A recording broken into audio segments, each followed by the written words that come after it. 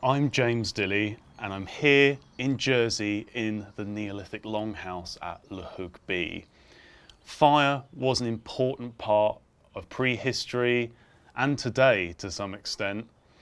Clearly it gives warmth, light, especially important in a dark space like this. But how did people make fire in prehistory?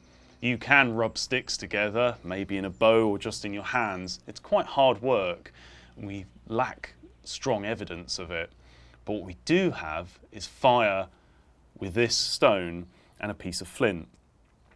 This unusual looking stone is a piece of iron pyrite. It's the iron and sulphur that's inside this golden looking rock, also known as fool's gold, that will provide sparks.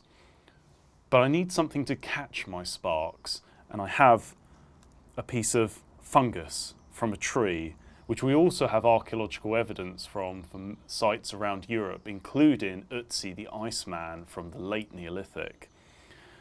This fungus, also known as false tinder fungus, is very good at catching the cold sparks that come off this. Now this is nothing like the fire lighters that you see from camping shops that you scrape them with a piece of metal with a shower of bright sparks.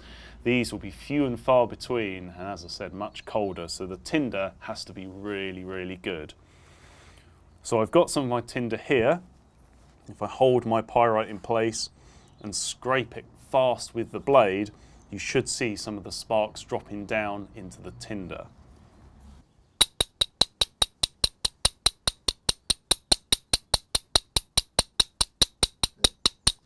You might not see it very easily at the moment, but you should start to see some wisps of smoke coming out. So I won't need them anymore. I can't rush at this stage. The last thing I want to do is hassle this very cold, fragile ember. It's really not too hot at the moment. So if I try and move it or put it in some of this dry grass and reed head that I have here, it'll probably break apart and go out. So the best thing for me to do is take my time and let that ember grow and get hotter, or even waft a bit of air over it every so often. Fire has its fire triangle.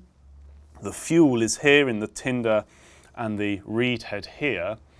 We've got plenty of oxygen around us, and I've provided the source of heat in the form of those sparks. So as I wait and we have the draft come through the longhouse, that heat, that fire triangle is getting bigger and stronger. I don't need to use the whole fungus and put these inside my dry grass and reed head. Just pop it in there. Some of the extra we don't need.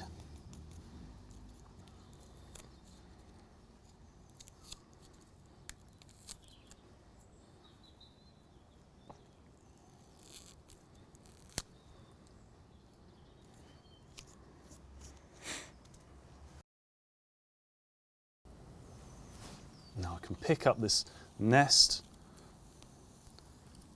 and gently start to blow on it.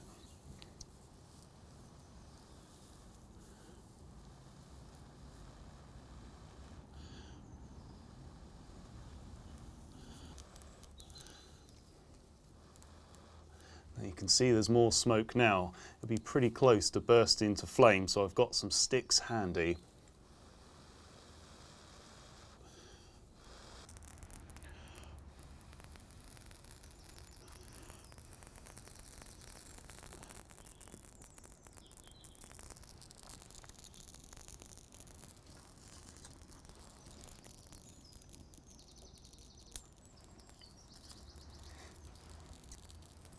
And there we have fire.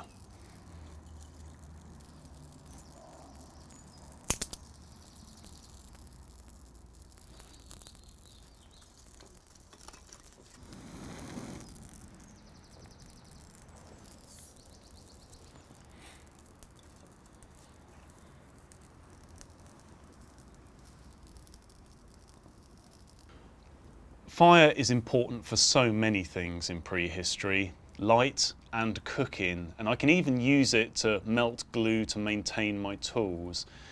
And cooking would have been important from the start of the Stone Age all the way through, again, up until the modern day. But how did they cook their food in the past? Well, in the Neolithic and Bronze Age, it would have been either in clay pots, maybe even in a pit oven, or with a nice hot stone over the top. Prior to the Neolithic, people might have had to have hung meat on a spit or used some other method to cook, perhaps wrapping it in clay.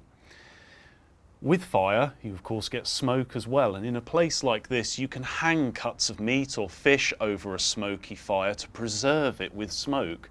And again, from Ötzi the Iceman, we have evidence from his stomach, in fact, that he was eating fragments of meat that had been smoked nearly 5,500 years ago.